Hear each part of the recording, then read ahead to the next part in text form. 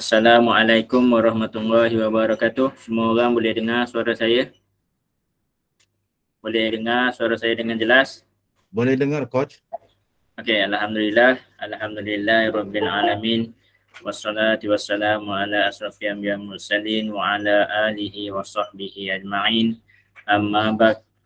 Syukur kita kehadrat Ilahi kerana dengan limpah dan kurnianya dapat kita bertemu lagi pada minggu yang seterusnya dalam siri kuliah mingguan, di mana pada malam ini juga kita akan membincangkan dua tajuk yang ringkas tapi sangat padat dan sangat penting. Yang pertamanya akan disampaikan oleh admin kita juga, moderator kita, Ustaz Sinar Ruqyah, di mana kuliah beliau yang bertajuk untuk memahami dunia perdukunan. Okey, itu yang tajuk yang pertama, dan insya-Allah tajuk yang kedua akan disampaikan oleh saya sendiri sebagai juga admin dan juga panel moderator Google Meet pada malam ini untuk memperjelaskan tentang Tazkiyatun Nas. Okey, namun Tazkiyatun Nas ni merupakan satu topik yang sangat panjang.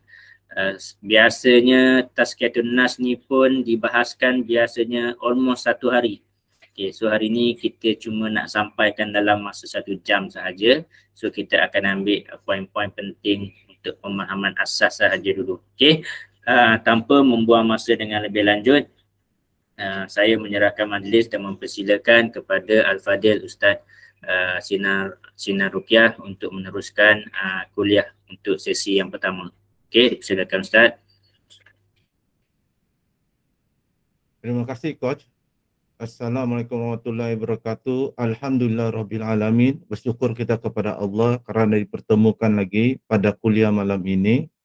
Alhamdulillah, kali ini kita akan mendengar tajuk yang istimewa sebab jarang dibincangkan dalam kuliah-kuliah ruqyah, iaitu berkenaan tajuk memahami dunia perdukunan dan warna-warninya. Saya buka slide.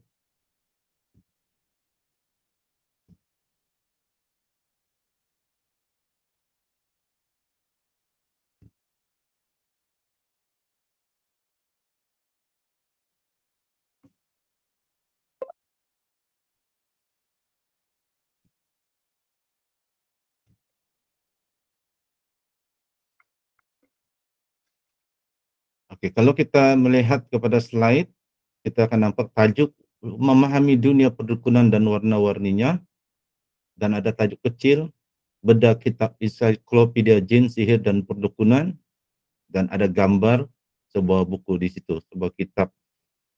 Kitab itu memang bertajuk ensiklopedia jin, sihir dan perdukunan, ditulis oleh Ustaz Musdar bersama Tambusai, dan saya telah mengikuti kuliah bedah buku tersebut langsung dengan penulis kitab tersebut, iaitu Ustaz Musdar bersama Tambusai, semasa beliau datang ke Sabah. Dan saya pernah meminta izin dengan beliau untuk menyampaikan isi kandungan kitab tersebut, dan beliau izinkan, dan beliau doakan semoga bermanfaat.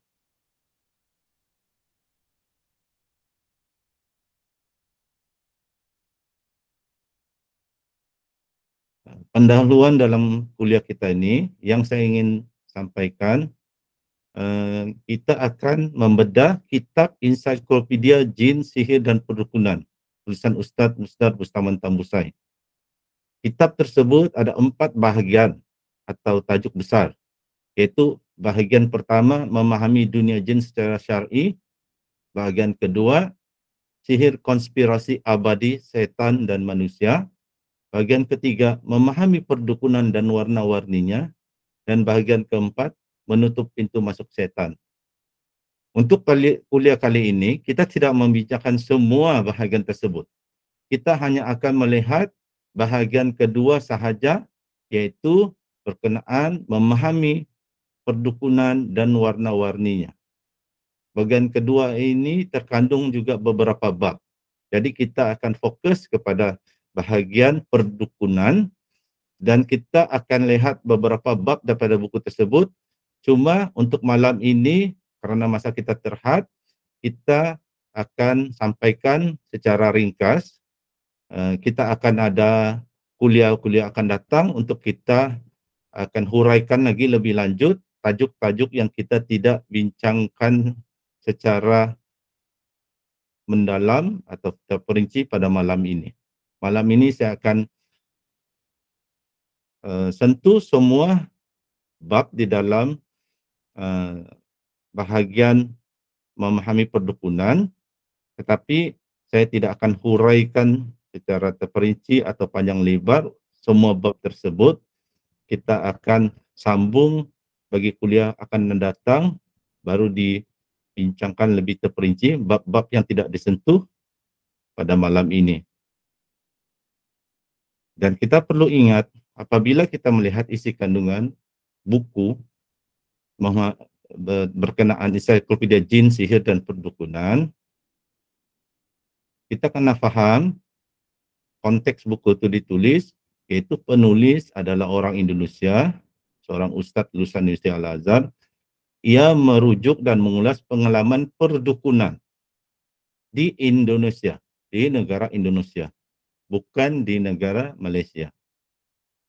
Oleh kerana penulis adalah orang Indonesia dan tinggal di Indonesia.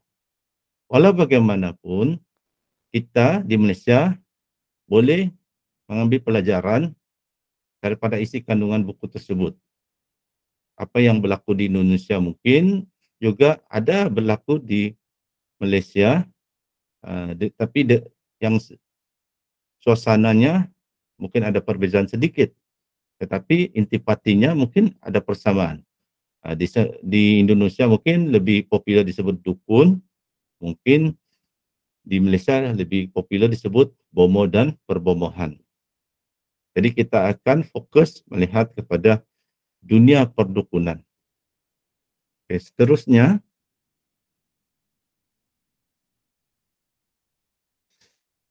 di dalam kitab ensiklopedia Jin, Sihir dan Perdukunan ini, itu kitab ini terdapat lebih kurang 8 tajuk besar yang ditulis oleh penulis kitab tersebut, yaitu untuk bahagian tentang memahami dunia perdukunan, penulis bagikan kepada beberapa bab, yaitu pertama, pendahuluan, kedua, memahami makna perdukunan, ketiga, sejarah perdukunan, keempat, tipologi perdukunan, tipologi dukun. Tipologi ini maksudnya jenis-jenis dukun. Kelima, ciri-ciri seorang dukun. Keenam, faktor dan motivasi menjadi dukun. Kenapa ada orang ingin menjadi dukun? Dan ketujuh, ritual mencapai ilmu perdukunan. Dan ke-8, hukum perdukunan dalam Islam. Ada 8 tajuk besar di dalam topik memahami perdukunan. Dan kita akan melihat sebahagian daripada tajuk-tajuk itu secara ringkas. Saya akan sentuh huraian lebih panjang satu bahagian. Yang lain tu mungkin kita akan sampaikan lagi lebih perinci, lebih terperinci dan lebih mendalam mungkin di kuliah akan datang. Okey. Pertama, di dalam kitab tersebut, bahagian tajuk memahami perdukunan, di bahagian bab pendahuluan, penulis menerangkan bahawa kata dukun dan perdukunan tidak asing dalam masyarakat Indonesia. Penulis menerangkan di Indonesia sering terjadi penipuan, pencabulan dan tindakan jenayah dilakukan oleh dukun. Penulis membawa pembaca berfikir bahawa mungkin ada dukun yang memperkemas atau mempercantikkan dunia perdukunan dengan bungkusan Islami. Kalau orang Sabah kata di make up, ilmu dukun tu dikasih make up menjadi seolah-olah ilmu perubatan Islam, tapi sebenarnya perdukunan atau perbomohan. Dan di Malaysia kita lebih popular menggunakan istilah bomoh dan perbomohan. Dan apabila kita menyebut di sini dukun atau bomo, kita merujuk kepada dukun atau bomo yang tidak mengikut syariat. Sebab kita kena paham nih, ada orang-orang di Malaysia, dia mungkin pandai mengurut dan dia tidak menggunakan ilmu-ilmu jin, tapi ya disebut juga bomo mengurut. Jadi yang tidak membuat tindakan amalan yang bercanggah dengan ajaran Islam, itu kita tidak mengkritik walaupun ia digelar bomo. Kita membicarakan dukun yang sebenarnya melanggar syariat, melanggar ajaran agama, tetapi mungkin juga menyamar sebagai perbuatan Islam. Atau tu ada yang memang jelas dukun, dia memang dukun, dia memang ahli sihir, dia tidak menafikan. Tapi kebanyakan dukun akan menafikan dia dukun. Dia akan mengatakan dia perawat Islam, sama di Nusantara ini. Seterusnya, dalam bab seterusnya, penulis menerangkan pula makna perdukunan. Penulis mengatakan dalam bahasa Arab, dukun disebut dengan berbagai nama, antaranya al-kahin, al-arraf, as-sahir, dan al-munajjim.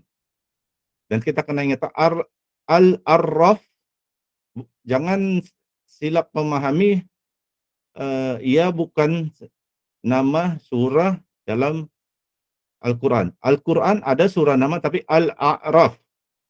Yang ini Al-Arraf. Dia tidak sama. Dekat-dekat sama bunyinya tapi tidak sama.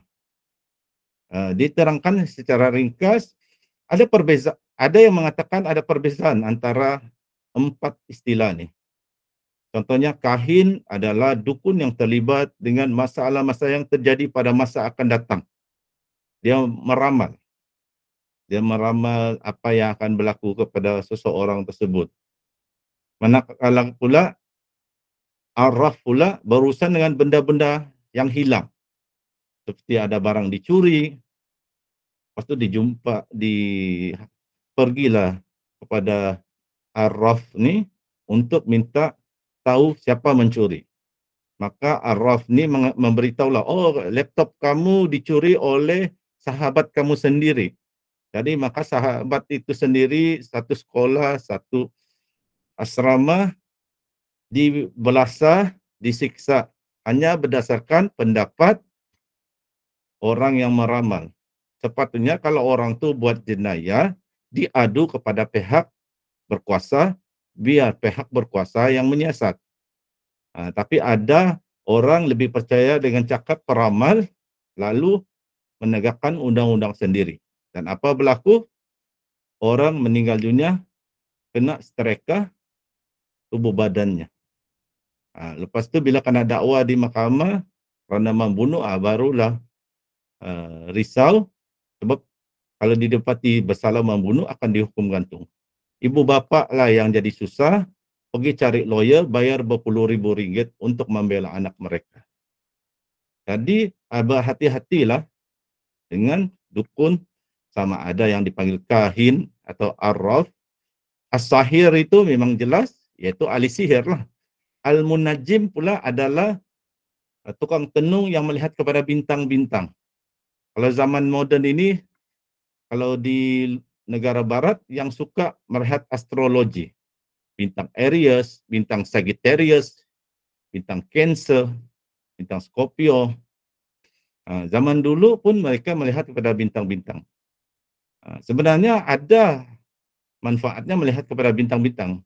Kalau ahli pelayaran, bintang-bintang itu dijadikan kompas semula jadi untuk mencari di mana arah utara, di mana arah selatan. Tetapi ada yang menggunakan kedudukan bintang sebagai ramalan dan sebagai alat untuk ilmu perdukunan atau perbomohan. Jadi kita ringkaskan setakat ini. Yang penting istilah-istilah itu dalam bahasa Arab banyak istilahnya, tetapi di Malaysia kita kategorikan ia sebagai dukun, kalau di Indonesia dukun, Di Malaysia pun ada istilah tu, atau lebih popular BOMO. Seterusnya, sejarah perdukunan. Ini pun saya akan ringkaskan untuk malam ini. Penulis dalam kitab Encyclopedia Jin, Sihir dan Perdukunan melihat sejarah perdukunan dalam masyarakat Arab. Dan di zaman Nabi Muhammad SAW, penulis menerangkan bahawa telah wujud amalan perdukunan. Malah sebelum Nabi diutus menjadi Rasul, telah ada amalan perdukunan dalam masyarakat Arab Jahiliyah. Dan di antara nama-nama dukun yang top dulu di Arab, antaranya Rabi bin Rabi'ah, Ibn Sahab bin Yashkur, Kanafir bin At-Taw'am, dan Sawat bin Kharib Ad-Dusi. Ini antara nama-nama top dukun pada zaman Arab Jahiliyah. Dan ada juga dukun wanita. Antara namanya Zarifah Al-Khair, Salma Al-Hamdaniyah, Fatimah binti Mur Al-Hamdaniyah, Afra Humair, dan Sajjah. Jadi dunia perdukunan ini telah lama. Malah kalau ditelusuri, sejak zaman Nabi Musa telah ada perdukunan, antara dia ahli sihir, cabang daripada perdukunan. Kita ringkaskan buat masa ini. Jadi bab seterusnya penulis pula dalam sejarah perdukunan ini agak ada huraian-huraian panjang penulis, tapi kita buat masa ini kita tidak akan sentuh secara mendalam atau kita huraikan. Kita akan huraikan mungkin pada masa akan datang. Antara dia kita nanti akan lihat faktor-faktor masyarakat terpengaruh dengan dukun dan perdukunan. Ini kita akan bincangkan dan huraikan lagi pada masa hadapan, pada kuliah-kuliah akan datang. Seterusnya, penulis di dalam bukunya membahagikan lagi satu bab yang disebut tipologi perdukunan. Maksudnya jenis-jenis perdukunan. Penulis menerangkan kalimat dukun ini sering dipakai di Indonesia sehingga kepada 13 jenis. Antaranya ada dukun bayi atau dukun bersalin, ada dukun colak bahasa Indonesia yang bermaksud dukun sunat, ada dukun perawangan, ada dukun wiwit yaitu dukun yang menjaga tanaman yang dia akan melakukan ritual tertentu untuk kononnya tanaman akan mendapat hasil yang lebih bagus. Malah kalau kita ada perhatikan, kalau saya tidak silap tahun lalu di YouTube ada dukun hujan, menjaga supaya hujan tidak turun waktu perlombaan motosikal sport di Indonesia, tapi malangnya kepada dukun itu Allah menunjukkan kuasanya bahwa dukun tidak boleh menghalang hujan, hujan lebat turun juga pada pertandingan lomba motosikal tersebut. Lepas itu dukun itu cari alasan lah, berbagai alasan kenapa tidak menjadi ilmunya pada hari itu. Dan banyak lagi, ada dukun ramal, dukun sihir, dukun susuk, dukun kebatinan. Dalam buku tersebut disenaraikan 13 jenis dukun yang tidak kita akan sebut satu persatu pada malam ini. Yang kita akan ingat di Malaysia pula yang populernya istilahnya bomo dan perbomohan. Di Malaysia ada bomo hujan, ada bomo patah tulang dan sebagainya.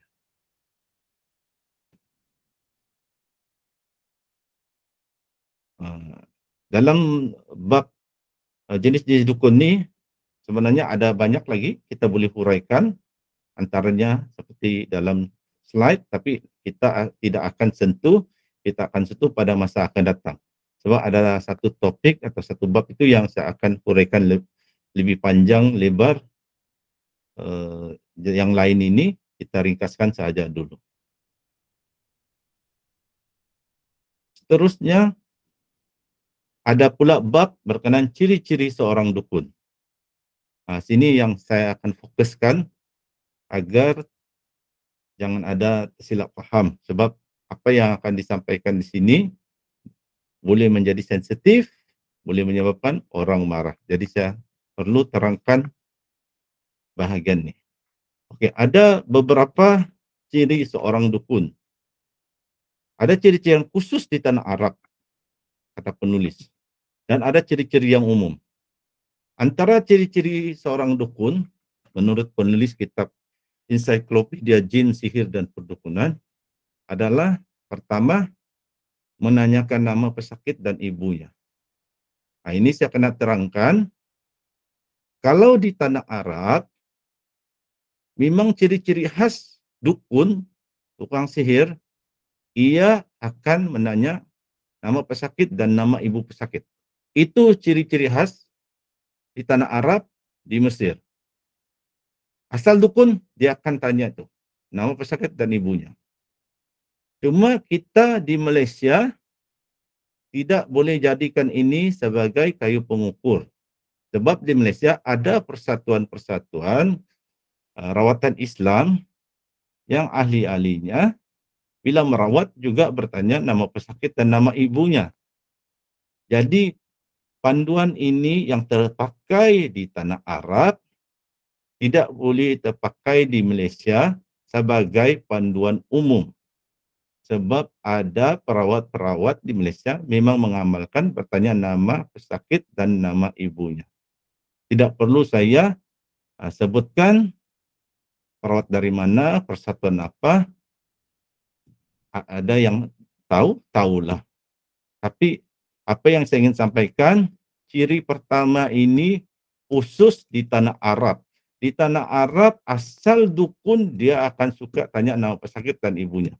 Itu sebabnya parukia-parukia yang mengajar ilmu ruqyah yang berasal dari tanah Arab menasihatkan perawat parukia janganlah bila merawat tanya nama pesakit dan nama ibunya. Sebab kita boleh bacakan ruqyah tanpa tahu nama pesakit itu pun boleh.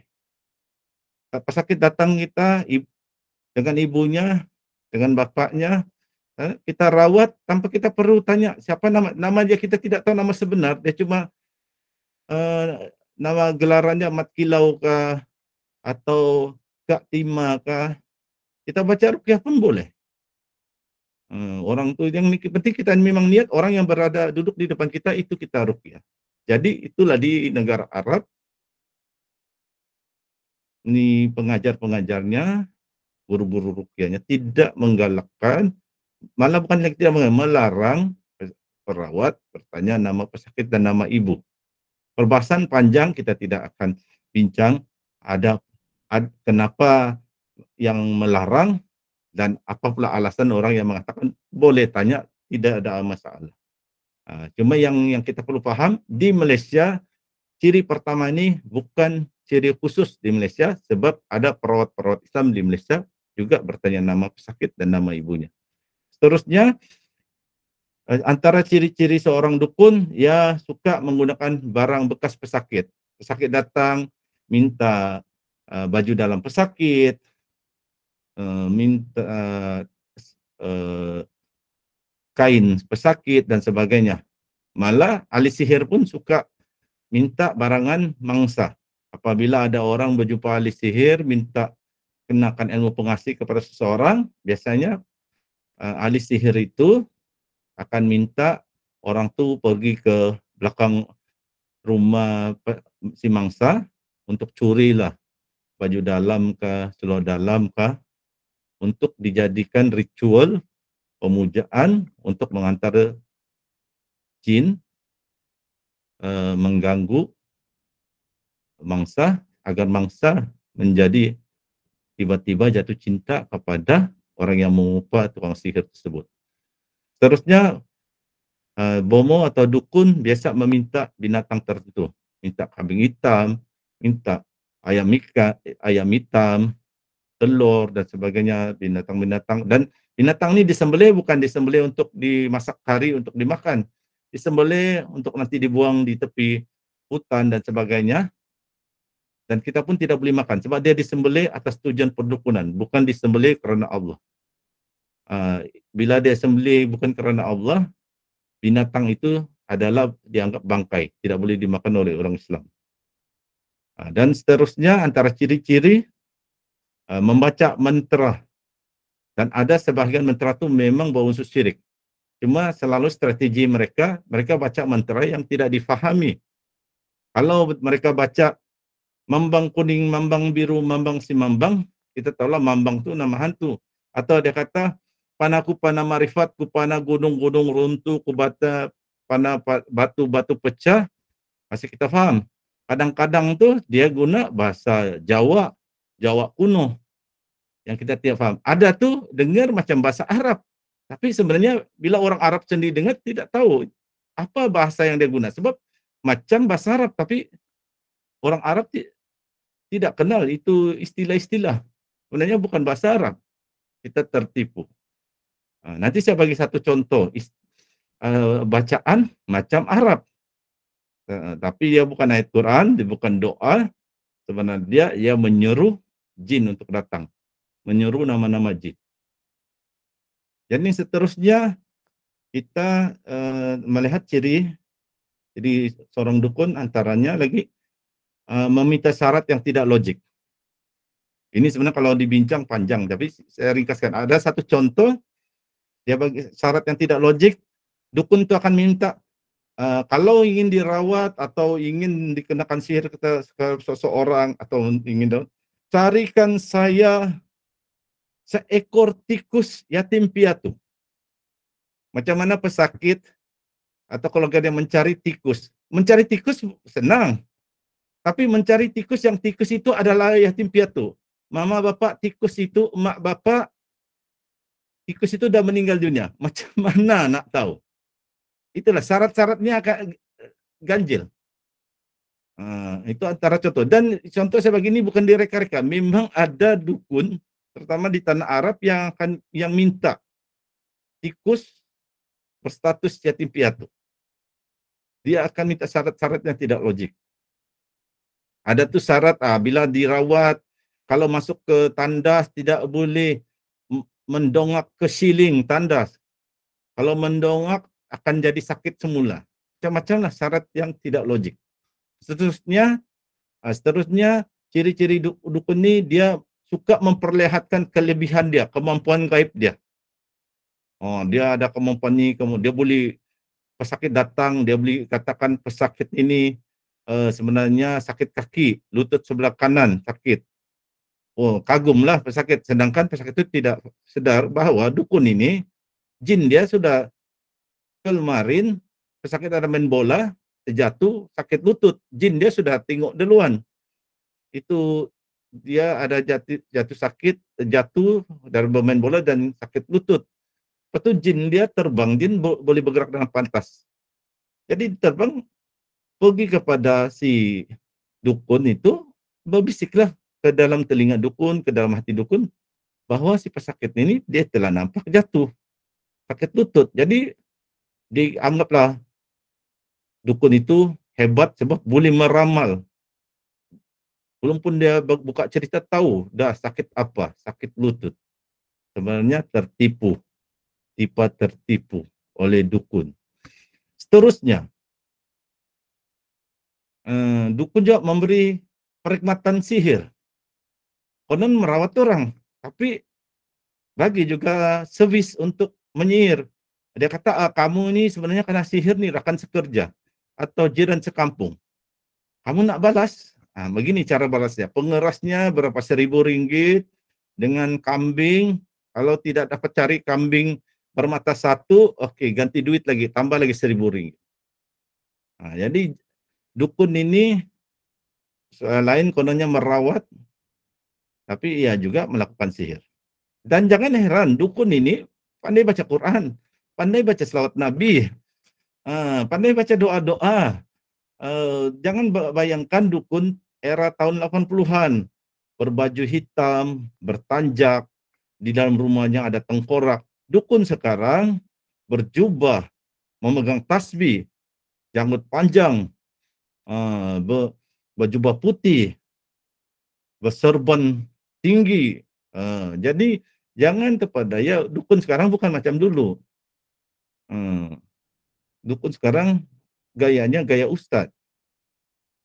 Yang ke-8, menulis atau memberikan raja, wifik, isim dan hizib sebagai azimat. Kalau dalam bahasa Indonesia disebut azimat ini disebut jimat. Kita di Indonesia kalau disebut jimat nih, kita jimat membeli barang. Dapat diskon, beli barang di kedai yang murah, kita katakan jimat. Tapi di Indonesia, azimat juga dikenali dengan sebutan jimat. Yang ke-8 ini yang saya perlu huraikan lebih lanjut agar kita tidak tersalah faham.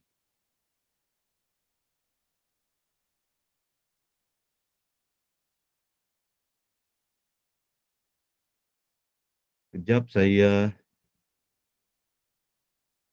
ada gangguan, saya punya screen. Tiba-tiba muncul ini software yang mengatakan ingin scan komputer saya. Jadi saya tutup dulu.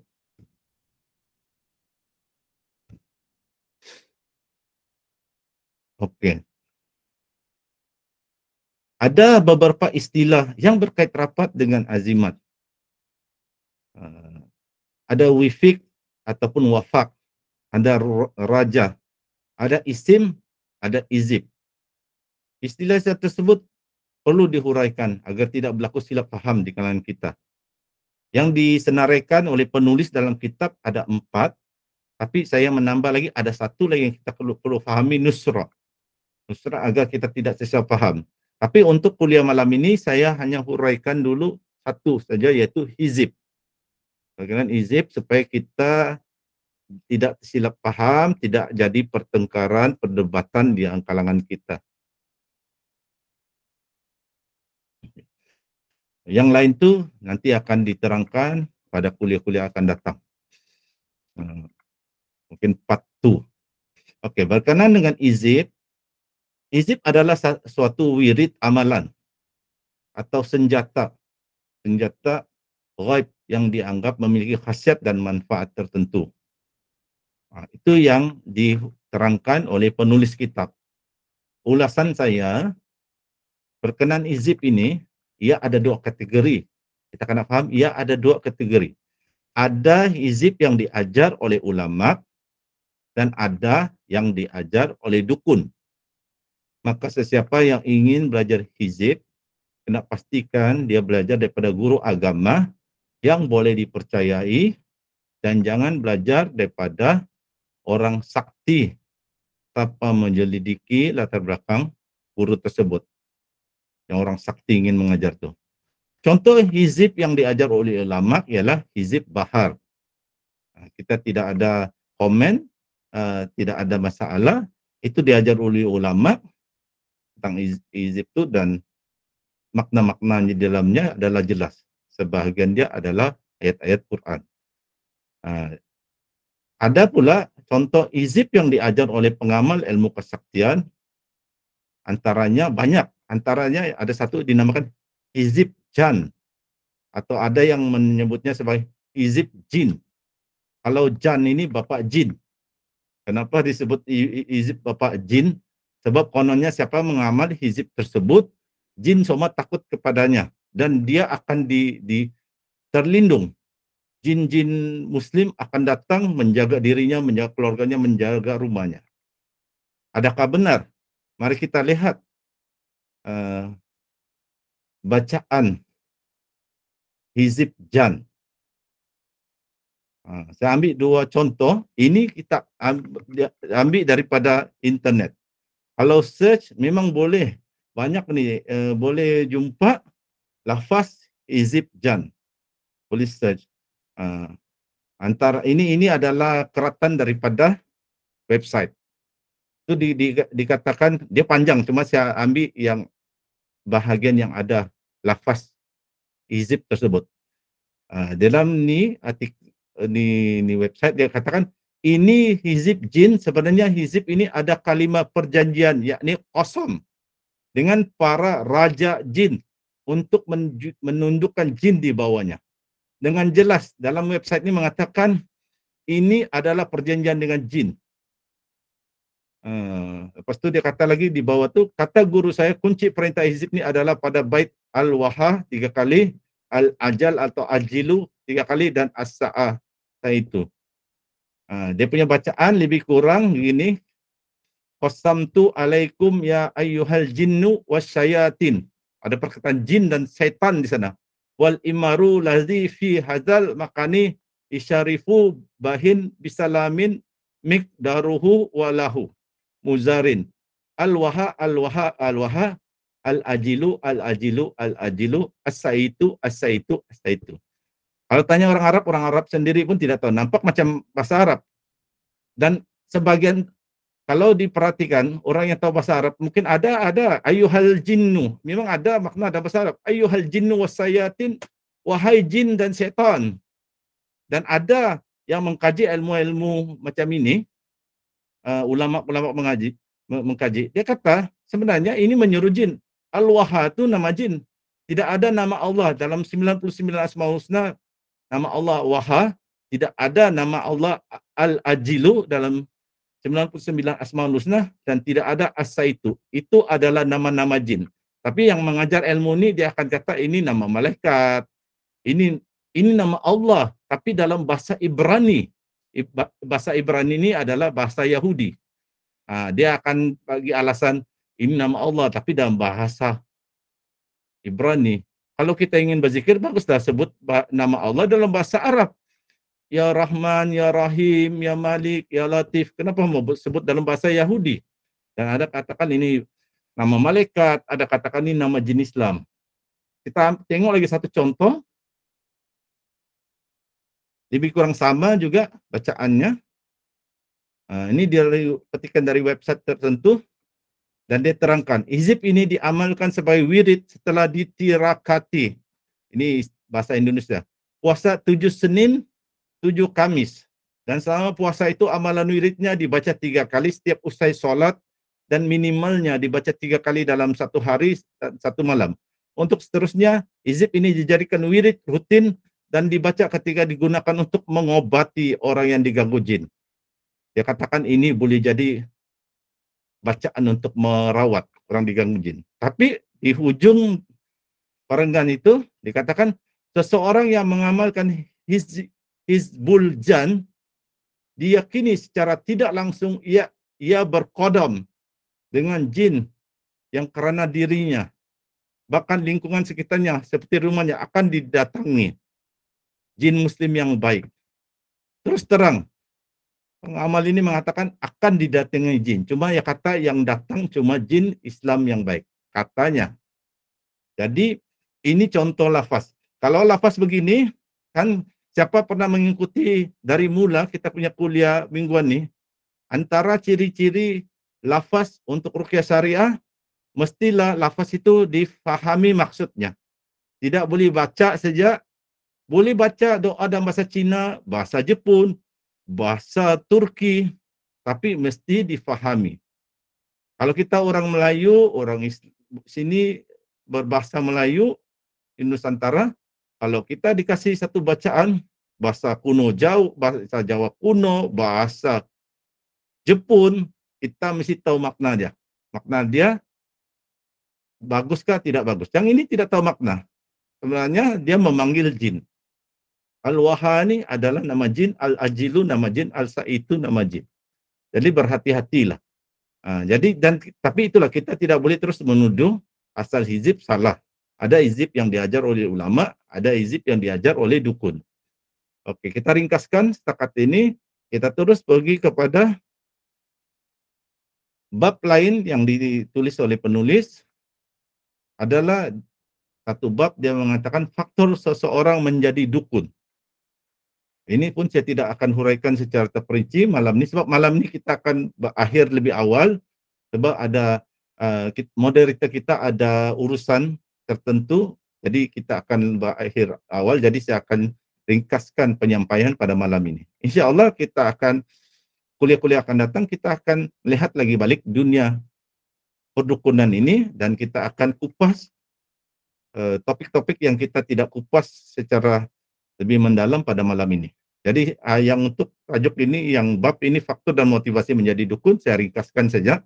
Antara faktor menjadi dukun karena keperluan ekonomi, sebab ingin uang, jadi dukun, orang bagi uang banyak, ada yang beribu-ribu ringgit.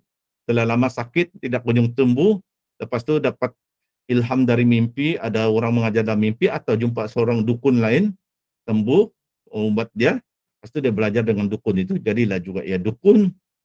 Ingin menjadi orang sakti, orang buli jurus orang terpelanting, bawaan dari kecil, mengikuti aliran sesat atau tarikat bid'ah, yaitu tarikat palsu.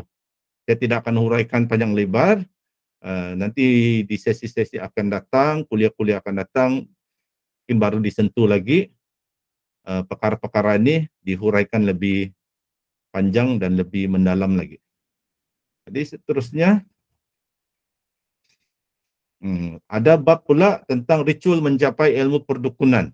Pun tidak akan dihuraikan secara mendalam, kita lihat pintas lalu sahaja di dalam kitab ensiklopedia Jin, Sihir dan Perdukunan ini, penulis ada memberitahu di Indonesia antara ritual-ritual yang dilakukan untuk mendapat ilmu perdukunan ini, antara bertapa atau di Indonesia ada istilah popular samadhi.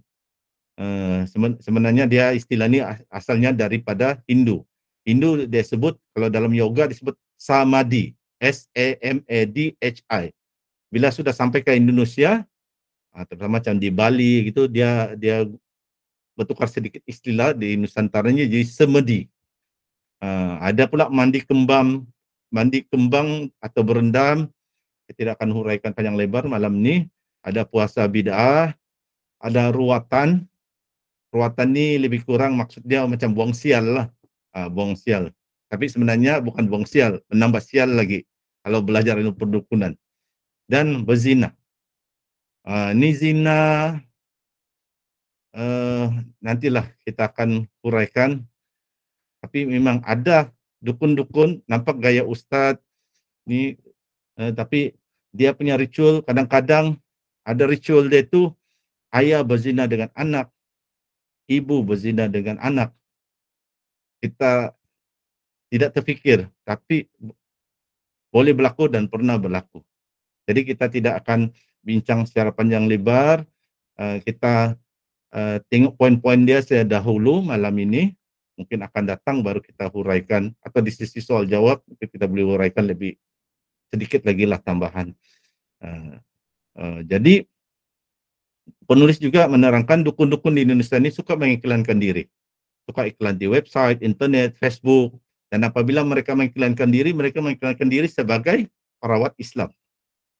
Dukun sekarang termasuk di Indonesia tidak akan mengaku dia dukun.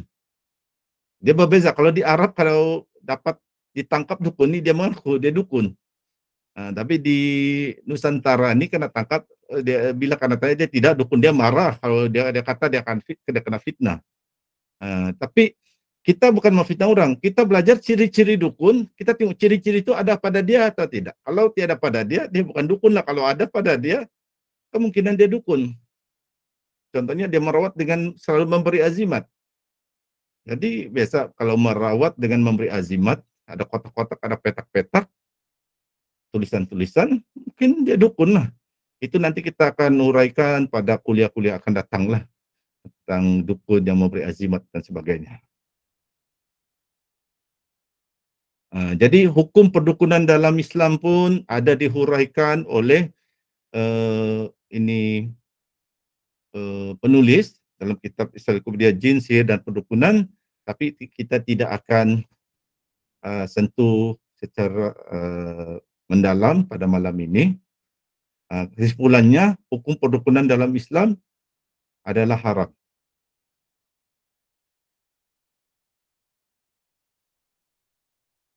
Dan ada lagi penulis terangkan zaman moden ini, terutama di Indonesia, dukun telah pun menukar istilah-istilah dirinya.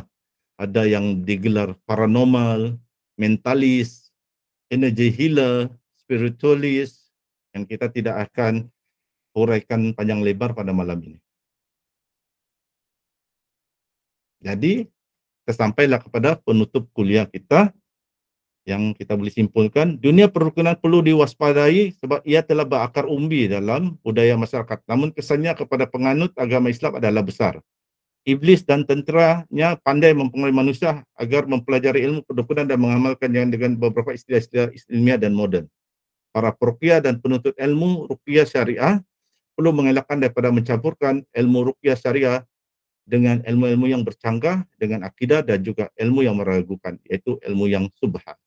Jadi itulah saja penyampaian saya pada malam ini secara ringkas. Nanti kita akan sambung pada kuliah-kuliah akan datang berkenaan memahami dunia perdukunan dan warna-warninya. Oke, itu saja buat masa ini. Saya akan tutup slide.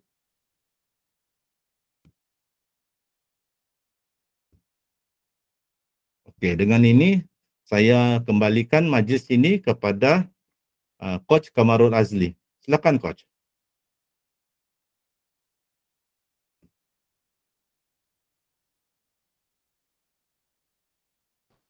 Okey, Alhamdulillah. Terima kasih saya mengucapkan kepada Ustaz Sinar kerana telah untuk selesai memberi kuliah untuk sesi yang pertama, mengenai ciri-ciri perdukunan.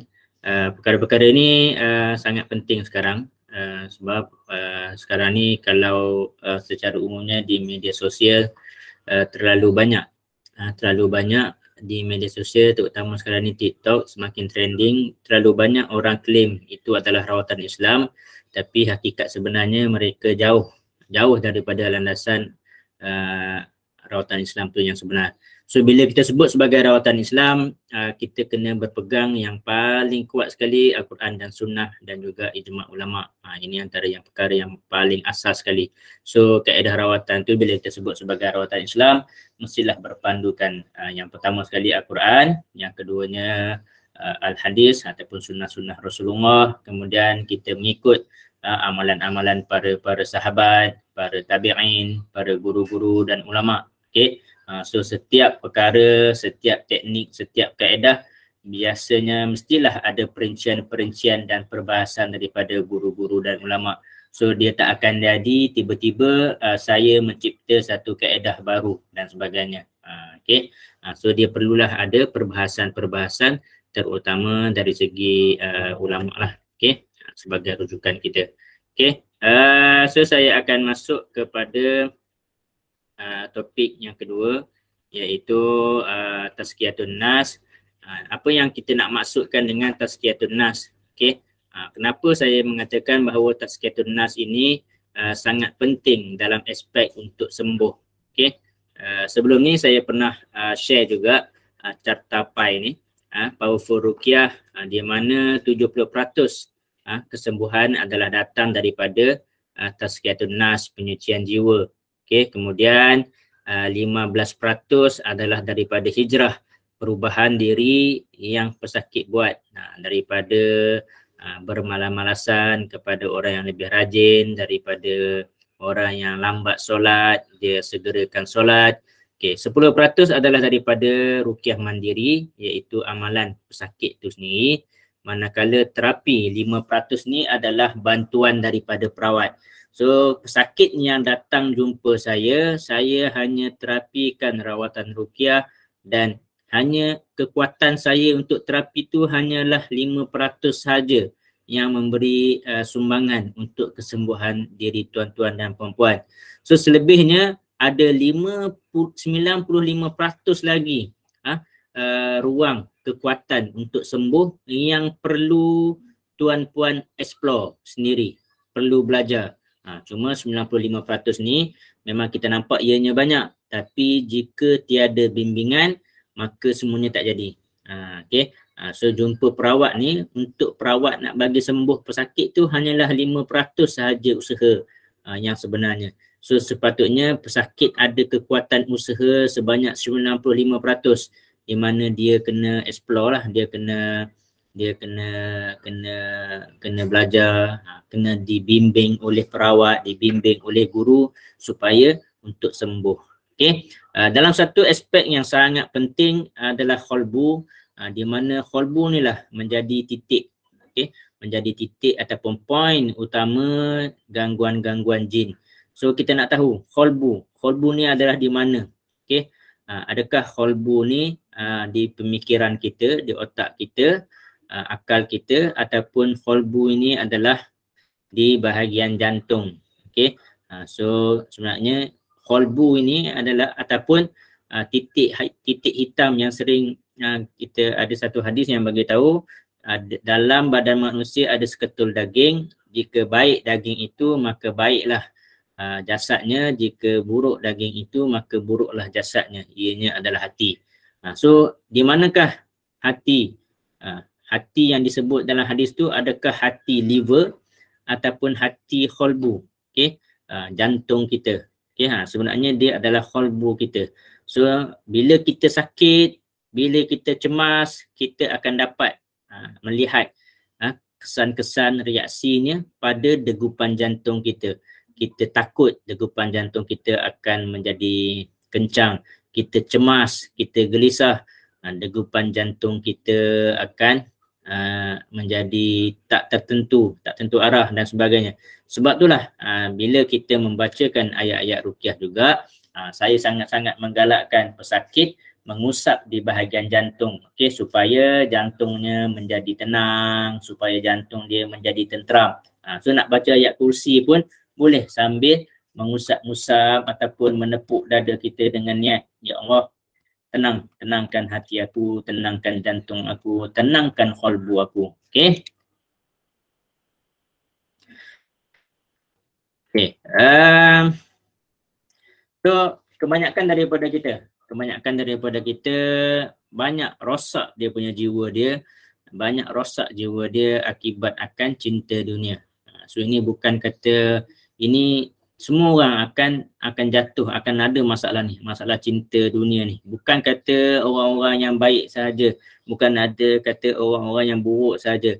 Malah orang kata apa, guru-guru, ulama juga tak lari daripada rasa racun jiwa terhadap cintakan kepada dunia. Okay? So antara racun yang paling banyak membawa mudarat kepada kita adalah syubhat dan juga syahwat. Okay? Syahwat ni lah yang paling banyak merosakkan kita. Kerana nafsu, ramai orang melakukan penzinaan. Kerana nafsu syahwat ni juga ramai di antara kita yang tak boleh kawal dia punya perasaan dia. Syirik, melakukan syirik, jumpa dengan Tok Bomoh, ada di antara pesakit yang saya jumpa kerasukan. Kerasukan diberitahu pula dia telah disihir oleh sahabat baiknya. Hanya berpunca kepada dengki sahaja. Dengki. Malah antara masalah hati kita juga, sifat hati kita ni kadang-kadang sombong. Ada orang dia naik pangkat. Dia naik pangkat tu betul dah, dia naik pangkat dengan hasil usaha dia sendiri. Betul dah dia naik pangkat tu sebab dia bekerja rajin, dia pandai buat report. Tapi bila dia naik pangkat, dia berubah sikap menjadi sombong. So akibat dia menjadi sombong, dia lupa orang bawahan-bawahan dia, menyebabkan orang bawahan dia jadi marah pada dia, dendam pada dia, lalu menghantar sihir pada dia. Ini antara racun dunia lah. Hasad. Hasad hati kita, ini juga masalah juga. Kita selalu tengok peniaga-peniaga, dia tak boleh nak tengok kalau ada kedai lain, peniaga lain yang lebih maju daripada dia. Kalau kita meniaga nasi lemak, tiba-tiba ada sebelah gerai kita tu ada juga menjual nasi lemak, maka akan timbul rasa hasad kita tu, dengki kita tu. Kenapa dia nak berniaga sebelah aku, nak potong periuk nasi aku dan sebagainya. Sepatutnya kita kena sama-sama berniaga, kena meriahkan lagi, bukan nak ada perasaan hasad tu. Ada di antara kita yang melakukan dosa-dosa besar. Ini juga kita kena lihat balik. Bagaimana hubungan kita dengan parent kita, dengan ibu bapa kita, bagaimana hubungan kita dengan pasangan kita. So kenapa kita tidak sembuh?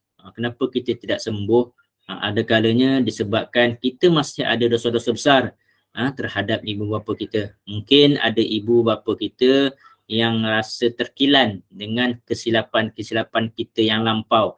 Mungkin kesilapan tu bagi kita adalah kecil, tapi bagi ibu bapa kita mungkin kesilapan tu adalah besar. Selain daripada itu juga dendam. Dendam ni juga merupakan satu racun jiwa yang sangat memudaratkan. Okey. Kerana dendam dan amarah, maka sanggup dia hantar sihir. Malah kadang-kadang ada kes yang kerasukan tu, jin tu berdialog, dia bagi tahu, aku akan buat apa sahaja untuk bagi dia orang ni berpisah kerana dendam. Kerana aku tak dapat perempuan ni, maka tak ada sesiapa-siapa pun, tak ada lelaki lain pun yang akan dapat juga perempuan ni. Sampai tahap macam tu dia punya dendam dia tu. Okay. Ini banyak berlaku ni, bukan perkara-perkara dalam TV je ni. Ini adalah the real life yang berlaku dalam kehidupan kita.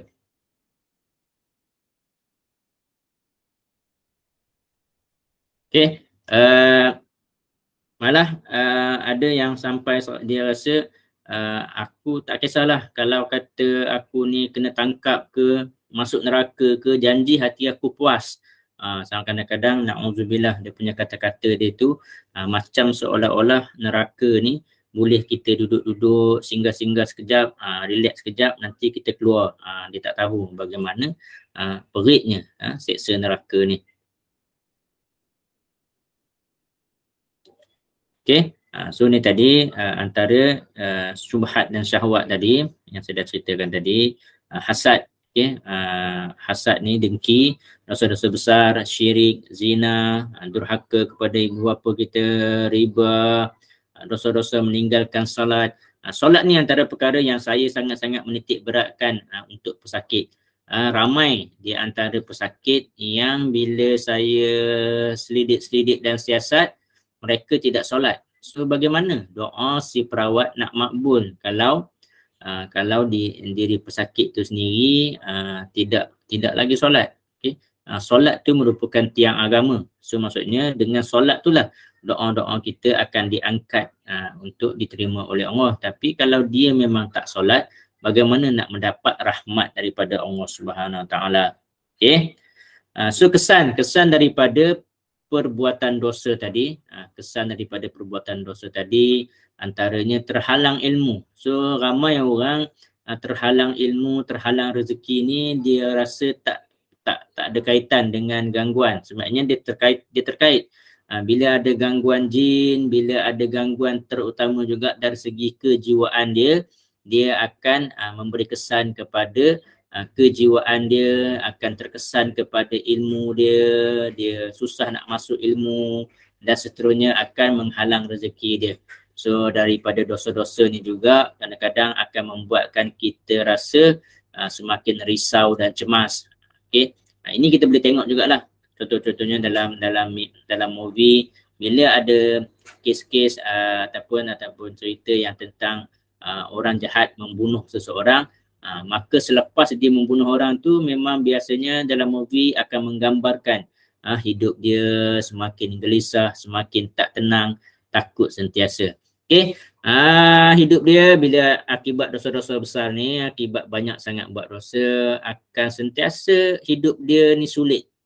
Tak akan ada perkara yang memudahkan hidup dia, akan melemahkan hati dia, akan mengurangkan berkah umur dia, okay, menghalangi ketaatan dia terhadap Allah Subhanahu Wa Taala. So bila dia dah semakin teruk, kehidupan dia semakin teruk, akan mewariskan kehinaan kepada dia. Okay, so hilanglah keagungan dan rahmat daripada Allah Subhanahu Wa Taala. Okay, so cinta pada dunia ni kita banyak juga. So antara perkara sekarang ni ramai daripada kita terlalu mengejar dunia. Okay. Terlalu mengejar dunia, terlalu mengejar duit. Kerana nak mendapatkan duit, maka sanggup buat apa saja sehingga syirik kepada Allah. Kerana nak dapatkan perniagaan yang laris, kedai dia sentiasa orang datang, maka dia sanggup mengambil tangkal-tangkal yang syirik, sanggup memuja-muja syaitan. Okay, itu antaralah. So apa yang kita nak kena buat untuk menyucikan jiwa-jiwa kita? Okay, so inilah yang paling utama sekali adalah untuk dengan adanya ilmu. Dengan adanya ilmu lah kita boleh beramal. Okay, dia tak akan jadi amal tanpa ilmu. So kena ada ilmu dahulu. So sebab itulah kita kata tu, sebelum ni kita banyak bagi tahu tentang teknik-teknik nak membaca ayat ruqyah, macam mana cara-cara bacaan. Ini semua adalah ilmu. So dengan ilmu ni lah, maka kita akan boleh beramal dengan lebih kemas, lebih cantik, lebih mantap, lebih padu. So seterusnya kita kena memperbetulkan, memperkukuhkan akidah dan tauhid kita. So kita kena yakin setiap amalan kita ni, setiap amalan kita pasti akan mendapat ganjaran-ganjaran daripada Allah Subhanahu Wa Taala. Okey, cintakan Allah. Okey, kita kena kasihkan Allah. Kita buat apa saja, apa juga amalan yang kita buat ni adalah untuk Allah Subhanahu Wa Taala. Okey, kita kena zuhud dan juga bertawakal. Okey, seterusnya kita kena belajar apa itu erti bersyukur dan sabar dalam setiap dugaan-dugaan kita. Antara satu perkara yang paling sangat-sangat besar memberi impak dalam untuk menyucikan jiwa kita adalah taubat. So saya selalu menasihatkan para pesakit, jika betul-betul nak pulih, yang pertama sekali bukan pergi jumpa perawat, tapi sebaliknya buat solat taubat dulu. Kadang-kadang sakit-sakit dan ujian ni merupakan satu teguran daripada Allah yang menunjukkan kita ni mungkin ada banyak dosa dan sebagainya. Okay. So dari segi akidah kita pula, macam mana kita nak memperkukuhkan akidah kita, syahadah kita. So kita kenalah jaga solat kita, puasa kita, zakat kita. Okay. So untuk iman pula, kita kena yakin akan rukun iman kita tu, beriman kepada Allah, malaikat, kitab-kitab, Nabi, Rasul, hari akhirat dan juga qada dan qadar. Okay, so antara yang selalu umat pesan, okay, bila kita nak beribadah, kita kena beribadah sungguh-sungguh seolah-olah kita melihat Allah. Namun kalau tak boleh, kita juga kena beribadat sesungguh-sungguh, bersungguh-sungguh dengan meyakini bahawa Allah Subhanahu Wa Taala tengah melihat kita. So kalau kita tanamkan perkara ni, insya-Allah kita akan sungguh-sungguh melakukan ibadat kepada Allah Subhanahu Wa Taala. Okey. So taubat, ini antara perkara yang selalu saya memberi panduan juga kepada pesakit. Jangan tinggal solat, okey, buat solat-solat wajib. Solat wajib itu memang wajib lah. Tambahkan dengan solat-solat sunat, solat duha, solat tahajud, solat taubat dan juga solat hajat di tengah malam. Okey. Bagi kes-kes yang sangat-sangat kronik, yang sangat-sangat kritikal, saya selalu menggalakkan, menasihatkan supaya pesakit menanam azam untuk pergi umrah. So semasa menunaikan umrah, berada di hadapan Kaabah, doalah sungguh-sungguh di depan Kaabah tu untuk menghancurkan segala sihir-sihir, untuk menghancurkan segala gangguan-gangguan jin. So berpuasa ni juga, berpuasa ni biasanya dia akan melemahkan gangguan syaitan. Sebab tu dalam bulan puasa tu ada hadis bagi tahu, di bulan puasa syaitan-syaitan ni akan dibelenggu. So sehingga dia tak boleh nak kuasai kita. So dengan berpuasa ni, insya-Allah syaitan dan jin dan syaitan yang daripada sihir ke, saka ke, dia akan menjadi semakin lemah. Okay? Semakin lemah dan semakin tak boleh nak kuasai kita. Okay, so amalkan zikir-zikir. Okay, zikir-zikir pagi petang. Okay, kena selalu bersedekah kepada orang-orang yang tak mampu. Okay, bersedekah. Kita kena berbakti kepada orang tua. Okay. Solat, okay, seperti yang saya bagi tahu awal tadi, solat ni merupakan tiang agama. So apa-apa hal, solat ni lah yang kita kena jaga. So bagaimana kita nak jumpa perawat untuk sembuh kalau kita tak jaga solat? Okay, bagaimana kita nak mendapat rahmat Allah Subhanahu Wa Taala kalau hubungan kita dengan Allah Subhanahu Wa Taala putus? Kita tak solat, tak ada tiang rumah kita. Macam mana rumah kita nak tegak berdiri? Okay, so selain daripada solat-solat yang wajib, lakukanlah solat-solat sunat, qiyamul lail, sunat-sunat duha, sunat qabliyah, ba'diyah. Okay, inilah umrah tadi. Kenapa saya mengatakan saya menggalakkan pesakit menanam azam untuk membuat umrah? Sebab di Masjid Nabawi dan Masjid Haram ni pahalanya berlipat kali ganda. So doa-doa kita juga berlipat kali ganda ganjaran dia, fadilat dia. Okey. So tanam dalam hati. So tanam dalam hati untuk kumpul duit untuk pergi melakukan umrah. So dengan melakukan umrah ni akan menyucikan jiwa kita. So terus terang saya cakap melakukan ibadah umrah walaupun kita kadang-kadang rasa macam pergi berjalan-jalan, tapi ziarah umrah ni antara satu-satunya percutian yang sangat-sangat dirindui.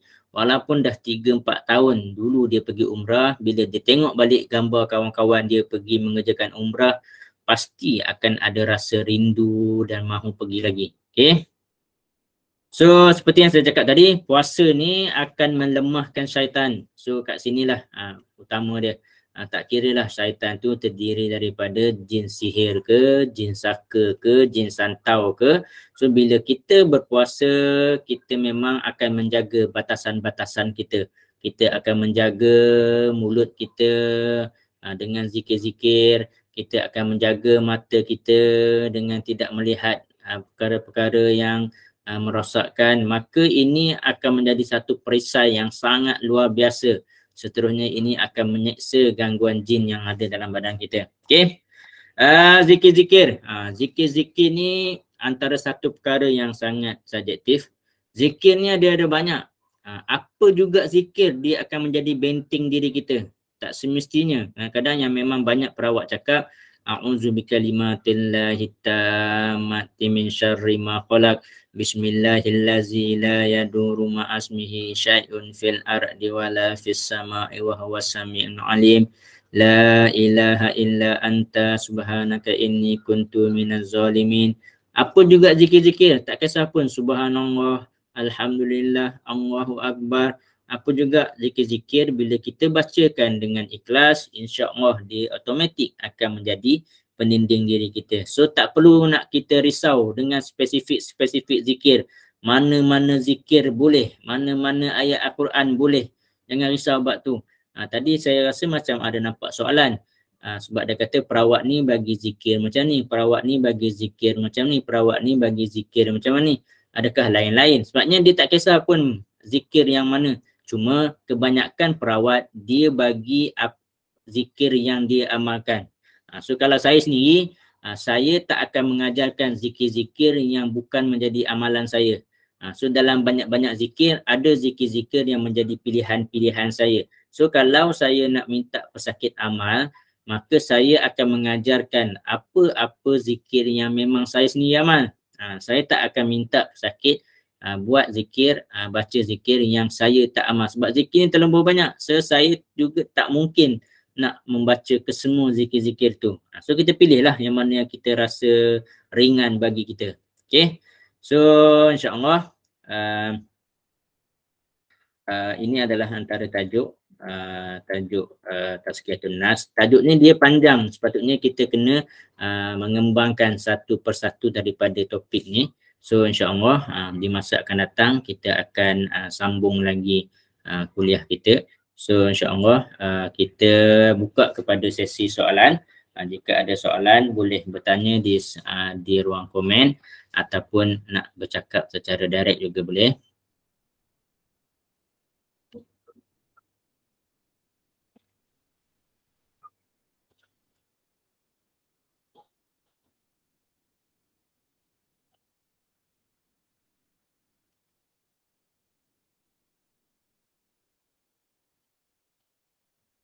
Soalan?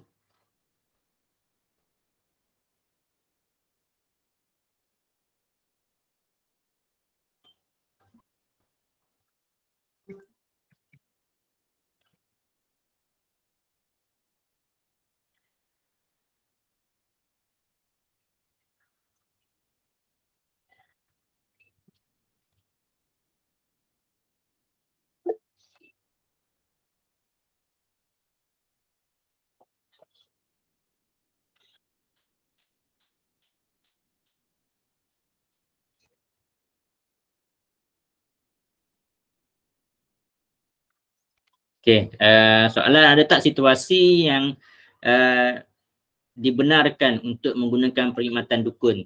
Dia bukan soal perkhidmatan dukun. Kena tengok apa kaedah dukun tu. So kalaulah dukun tu mengikut syariat, tak ada masalah. Malah dukun ni dia lebih kepada istilah sahaja.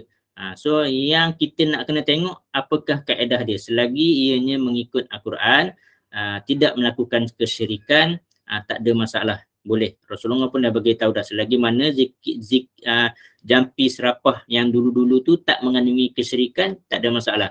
So kalau nak kira istilah tu, istilah ni kita tak boleh nak kata tu tak boleh, sebab kalau kita merujuk pada Dewan Bahasa kan, dia macam lain, bomoh lain, dukun lain, pawang lain. So ada yang kata kalau pawang tak guna jin dan sebagainya. So tak kisahlah nak guna istilah pawang ke, bomoh ke, dukun ke, yang penting apa yang dia amalkan kaedah dia tu. Selagi mana dia berpandukan kepada Al-Quran, tidak melakukan kesyirikan. Kalaupun dia tak menggunakan kesyirikan tapi dia menggunakan herba-herba, dukun-dukun orang asli yang menggunakan daun-daun herba, akar kayu, kemudian dia rebus-rebus, dia lenyek-lenyek, tumbuk-tumbuk, jadikan sebagai paste, lalu diletak di tempat-tempat yang luka, terkena sengatan binatang berbisa, maka tak jadi masalah. Yang kita nak lihat adalah ciri-ciri kaedah yang dia amalkan. So dia bukan soal istilah tu. Kalau nak kira istilah, saya juga walaupun saya sebagai perawat, ada je di sahabat saya yang panggil saya Tok Bomoh. Okay, so adakah saya ni, kalau atas sahabat tu memanggil saya Tok Bomoh, maka dia akan cakap, pergilah berubat dengan Bomoh Kamarul tu. So adakah saya ni seorang bomoh ataupun saya sebenarnya adalah pengamal rawatan Islam? So jangan kita keliru dengan istilah. Kita kena melihat kepada kaedah yang dilakukan oleh dukun tersebut, perawat tersebut. Mungkin Ustaz Sinar ada nak tambah? Terima kasih Coach. Jawapan saya sama dengan Coach. Tidak ada tambahan yang ingin saya berikan untuk soalan ni. Teruskan Coach. Okey. Soalan seterusnya, kenapa bomoh suka lawan sama bomoh? Okey, ini adalah yang kita sebut tadi, penyucian jiwa. Seorang bomoh dia bermain-main dengan jin dan syaitan. So memang hati dia gelap. So bila hati dia gelap, memang dia nak rasa diri dia tu hebat. Dia nak rasa diri dia tu kuat dan sebagainya. So konon-kononnya dia lah antara bomoh yang paling hebat. Sebab itulah dia akan lawan sesama dia. Sebab dia nak tunjuk dia yang paling hebat, dia yang paling kuat.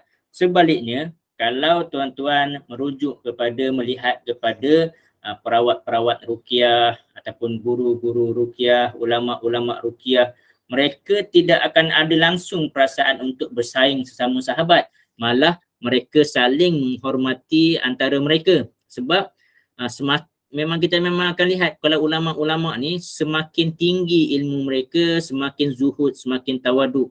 Kita memang selalu kita tengok contoh-contohnya, misalnya Ustaz Wadi Anwar, bila kita tengok majlis-majlis ilmu, dia berjumpa dengan Syekh Habib, betapa dia tunduk dan tawaduk, zuhudnya dia, duduk tokoh-tokoh ulama duduk dulu sebelum dia dan sebagainya. So sebab tu kita kena tengok. Sebab bomoh dia memang dia berkawan dengan syaitan, memang dia nak rasa tunjuk dialah yang paling kuat, dialah yang paling hebat dan sebagainya. Sedangkan perawat Islam ni, kita mendekatkan diri kita dengan Allah, maka tak akan timbul rasa saya nak lebih. Kalau saya timbul rasa saya nak lebih, maka saya tak akan invite Ustaz Sinar sebagai moderator atau admin. Sebab bila Ustaz Sinar ada, nanti adalah pesakit yang pergi dengan Ustaz Sinar, rugilah dia, rugilah saya. Dan kalau tuan-tuan juga, perempuan juga melihat dalam grup ni, saya tak pernah menghalang mana-mana iklan pusat rawatan lain. Yang penting saya kenal pusat rawatan tu dan mereka benar-benar mengikut ruqyah syariah. Itu sahaja. Sebab saya sendiri pun tak mampu nak pergi ke semua tempat untuk merawat.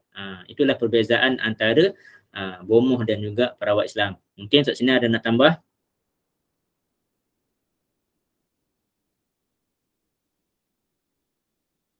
Ustaz Sinar ada nak tambah apa-apa? Terima kasih Coach. Saya lupa buka mikrofon. Terima kasih Coach. Jawapan saya sama dengan jawapan Coach. Tambahan saya itulah mungkin itulah antara panduan apabila orang ingin menilai untuk minta rawatan, kalau seorang tuh bergaya ruqyah, bergaya perawat Islam, tapi suka menghina orang lain, merendahkan orang lain yang salah, DLC yang betul, mungkin itu yang kita kena berhati-hati, terutama pesakit lah, daripada minta rawatan dia. Sebab nanti bila dia jumpa dia, bukan dia merawat pesakit, tapi dia asik cerita dia punya kelebihan dan kelemahan orang lain. Jadi mungkin itu ciri-ciri yang perlu diperhatikan oleh pesakit jika ingin minta rawatan. Mungkin orang itu bukan dukun, memang betul dia perawat Islam, tapi dalam hati dia ada penyakit yang dia sendiri perlu tazkiyatun nafs. Itu tambahan sedikit dari saya. Teruskan, Coach. Zikir yang tidak mempunyai sanad kepada Rasulullah boleh diamalkan ke? Okey, tuan-tuan kena faham. Kesemua zikir-zikir yang kita baca, kesemua doa-doa, saya boleh katakan semuanya berasal daripada Rasulullah juga. Rasulullah yang ajar. Cuma sanad ni adalah susur galur rantaian dia tu jelas.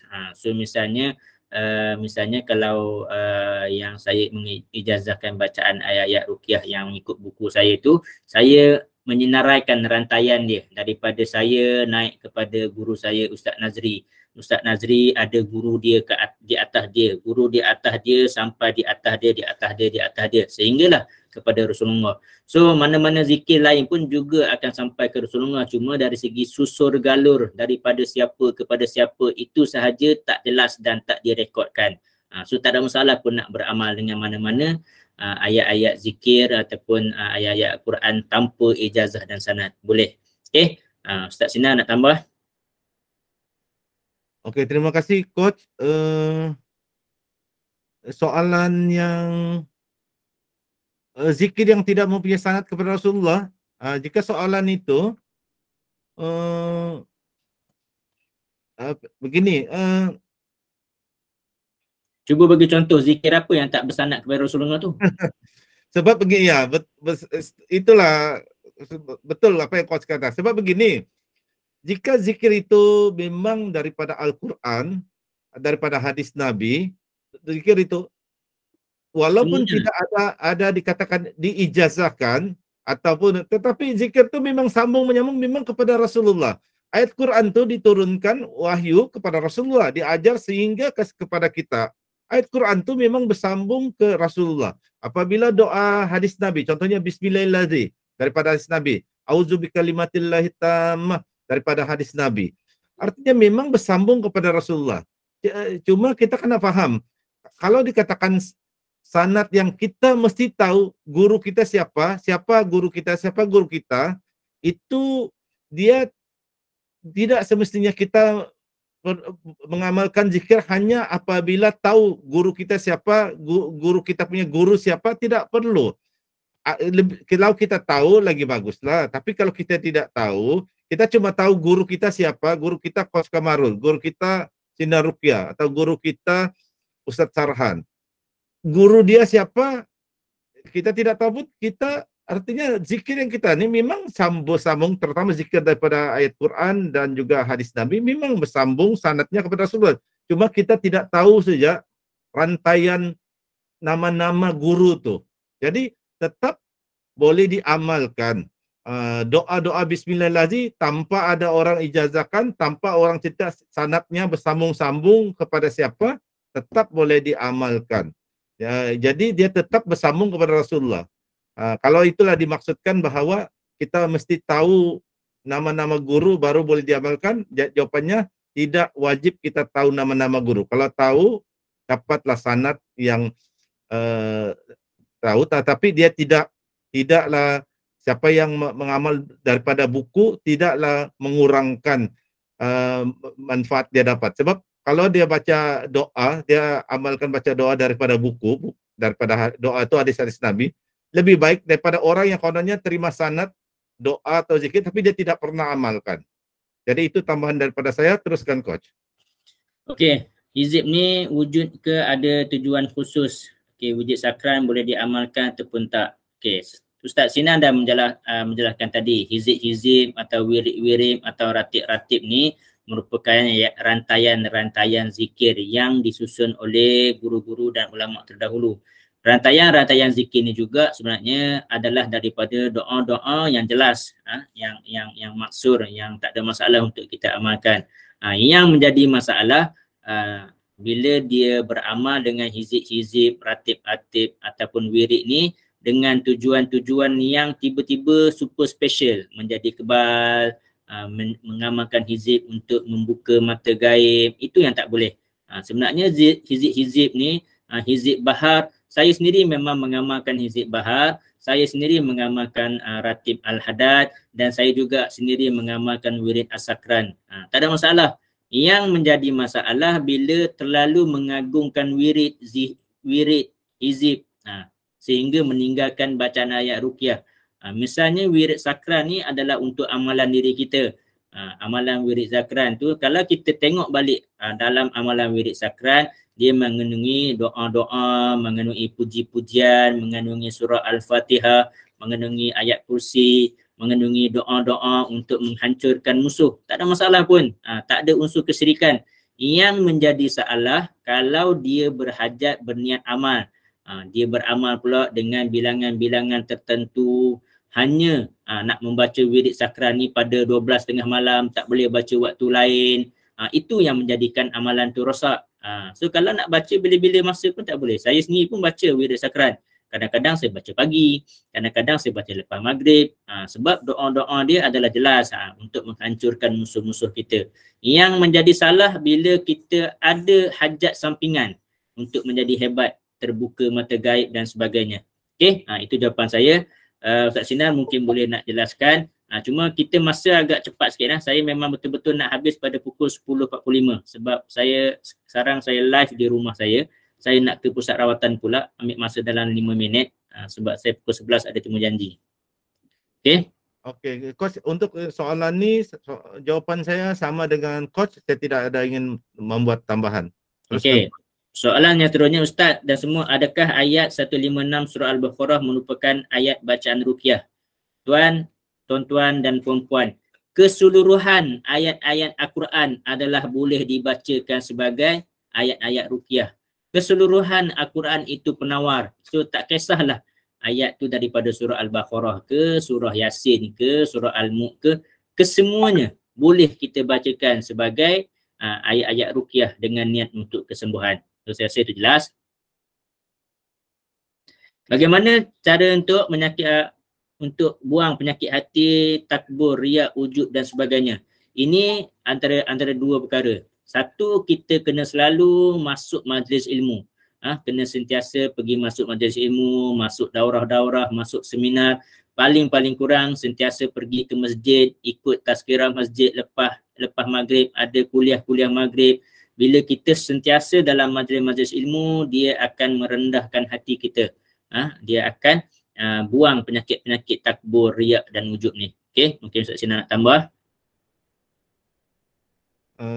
Jawapan saya sama dengan Coach. Tambahan saya adalah dari masa ke semasa kita akan mengadakan kuliah tazkiyatun nafs. Antara cara membuang penyakit hati adalah dengan tazkiyatun nafs. Selalulah hadir kuliah, terutama bagian tajuk tazkiyatun nafs. Itu saya tambahan dari saya. Adakah bila dukun bagi kepada kita wafak akan ada jin yang juga akan mengganggu kita, dan jika kertas wafak sudah tiada hilang, adakah akan ada jin yang menampingi kita?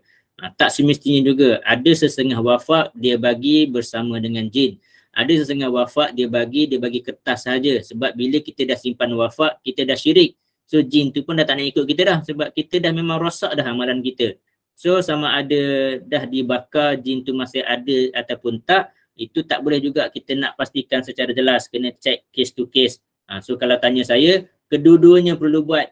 Hancurkan azimat wafak, bakar, dan buat sesi rawatan ruqyah juga untuk betul-betul nak check supaya clean dan clear daripada segala gangguan jin. Okey, itu jawapan saya. Ustaz Sinar ada nak tambah? Terima kasih Coach. Bagi saya jawapan Coach lah yang paling cantik, paling tepat.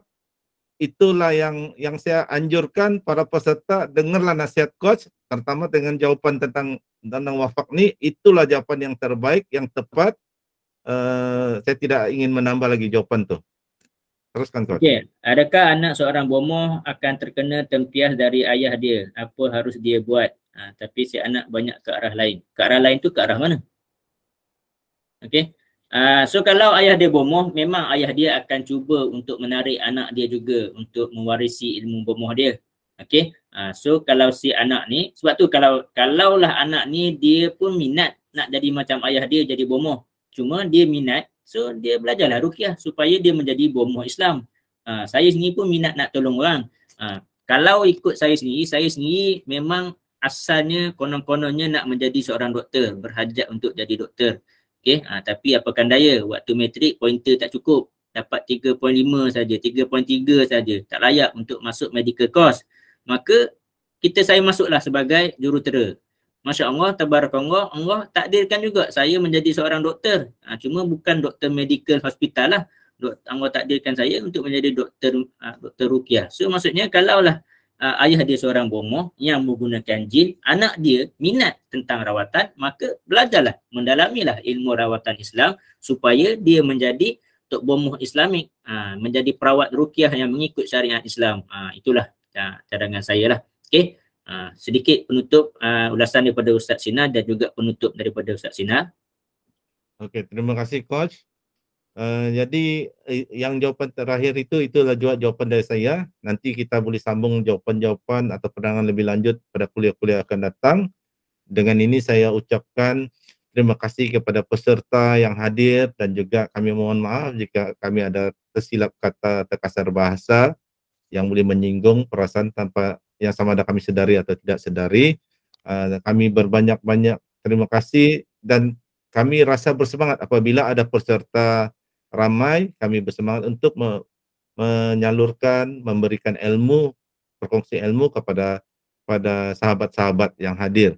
Jadi teruskan istiqomah untuk hadir majlis ilmu supaya kami pun bersemangat untuk menyampaikan lagi ilmu-ilmu ruqyah ini kepada para sahabat sekalian. Itu sahaja dari saya dan saya serahkan semula kepada Coach Komarudin untuk menutup majlis kita ini. Teruskan. Okey, saya minta maaf malam ni saya agak rushing sikit sebab malam ni saya online kelas daripada rumah. Biasanya bila saya online kelas saya akan terus standby di pusat rawatan, tapi saya punya handset punya kuota internet tak banyak, so saya tak boleh nak online di hospital, di pusat rawatan. Saya boleh online di rumah. Selesai online di rumah saya akan bergegas ke pusat rawatan, so saya perlukan sedikit masa untuk ke pusat rawatan. So malam ni saya tak boleh nak buka sesi soalan yang panjang dan saya sedikit rushing sikit. So saya minta maaf banyak. InsyaAllah tentang soalan-soalan ni sebenarnya dia tak jadi masalah pun. Boleh terus bertanya di dalam grup juga, tak ada masalah. Setakat ni kita akan jawab. Cuma saya nak pesan di dalam grup, jika ada tanya soalan, mohon bersabar untuk menunggu jawapan sebab saya bekerja. Ustaz Sinar juga bekerja, perawat-perawat lain bekerja. So jangan expect kalau bertanya soalan kami akan terus membalas dengan segera sebab kadang-kadang soalan-soalan tu memerlukan kami ni berfikir dahulu untuk susun ayat. Sebab saya rasa petang tadi ada orang bertanyakan soalan tapi soalan tu dah di-delete. Dan saya memang admin, saya boleh tengok balik soalan yang dia delete tu. So janganlah delete. Okey. Bagi masa untuk kami baca kemudian. Sebab kami pun bekerja. Sebab saya tahu memang ada seorang peserta dia tanya itulah, perawat ni bagi zikir ayat Al-Quran yang ni, perawat B bagi zikir amalan yang lain, yang mana satu amalan benteng diri, sebab tak sama. So mana-mana pun boleh, ikutlah. Kalau awak nak ikut perawat A, awak ikutlah apa yang dia bagi. Awak nak ikut perawat B, awak ikutlah perawat B. Ustaz Sinar dia menerima amalan-amalan daripada guru yang lain. Dia ada zikir-zikir, Ustaz Sinar ada zikir-zikir yang lazim Ustaz Sinar amalkan. So bila nak menyuruh pesakit beramal, Ustaz Sinar tak akan suruh amal zikir-zikir yang dia tak amal. Saya pula walaupun saya mengikut ruqyah syariah juga, tapi saya ada zikir-zikir yang menjadi amalan-amalan saya. So kalau saya nak mengajar pesakit, saya akan ikut apa yang saya amalkan dahulu. Saya memang tak akan bagi ataupun tak akan ajar pesakit kalau zikir tu saya sendiri pun tak amal. Walaupun zikir tu saya hafal, boleh baca, tapi kalau saya nak mengajarkan kepada pesakit, saya bagi yang mana yang saya amal tu dahulu. Okay, so pesanan tu daripada saya lah. Jika ada soalan-soalan, jangan delete cepat sangat. Kami ni bukanlah sepenuh masa untuk berada di dalam Telegram. Tambahan pula grup Telegram tu grup percuma. Khidmat nasihat adalah percuma. So janganlah nak expect kami nak segera untuk membalas segala persoalan-persoalan. InsyaAllah kami akan balas punya. Lambat atau cepat sahaja. Okey. Okey, itu saja daripada saya. Saya mohon maaf hari ini saya kena tutup awal. InsyaAllah sehingga kita berjumpa lagi di minggu hadapan. Kita tutup majlis. Sebelum tu juga saya juga mengalu-alukan sumbangan hadiah infak ke atas kuliah online ni, supaya daripada sumbangan hadiah tu dapat saya dan Ustaz Sinar gunakan untuk kerja-kerja menyediakan slide, bahan-bahan untuk rawatan dan sebagainya. Okey, saya tutup majlis dengan tasbih kifarah dan surah Al-As.